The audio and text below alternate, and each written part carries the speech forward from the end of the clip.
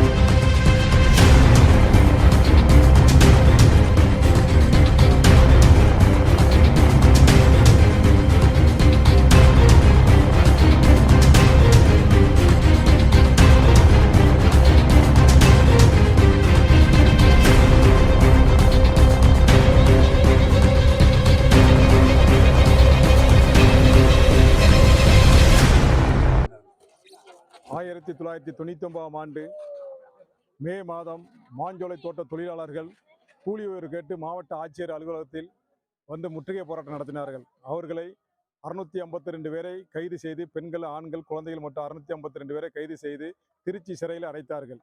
அவர்களை விடுதலை செய்ய சொல்லி அனைத்து கட்சியும் சேர்ந்து ஜூலை 23, 1999 மற்றும் ஜூலை 23ஆம் தேதி மிகப்பெரிய பேரணி நடத்தி மாவட்ட ஆட்சியரை வந்து சந்திக்கிறதாக வந்தார்கள். அன்று காவல்துறை திட்டமிட்டு, திமுக காவல்துறை திட்டமிட்டு அன்றைக்கு தாமிரபரணியில் 17 தமிழர்களை ஆற்றில் அடித்து கொன்னார்கள். அது சம்பவம் நடந்து 26 ஆண்டுகளாகிவிட்டது.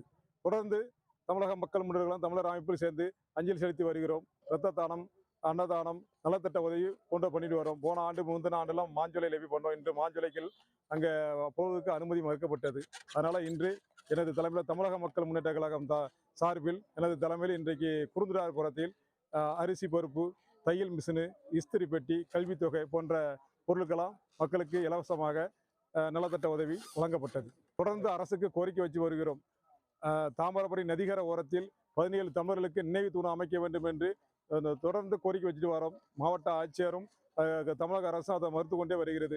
புதிதாக கட்டப்பட்ட அந்த பாலத்துக்கு மாஞ்சோலை போராளிகளின் நினைவு பாலம் என்று பெயர் சூட்டணும் என்று 5 ஆண்டுகளாக கோரிக்கை மனு கொடுத்து கொண்டு வரோம். அதுவும் அப்படியே கண்டுகொள்ளாமல் இருக்குது. வருகிற காலத்தில் ஆட்டும் இந்த அரசு இந்த 17 தமிழருக்கு 2 சென்ட் இடம், மாநகரத்தில் 2 சென்ட் இடம் ஒதுக்கினா கூட நாங்கள் அவங்களுக்கு நினைவு மன்றம் கட்டிடுவோம். அதனால இந்த தமிழக அரசு இந்த 17 தமிழர்களுக்கும் நினைவு மன்றம் கட்டுவதற்கு முன்வர வேண்டும் என்று தமிழக மக்கள் முன்னேற்ற கழகம் சார்பில் அன்பான கோரிக்கை. நன்றி, வணக்கம்.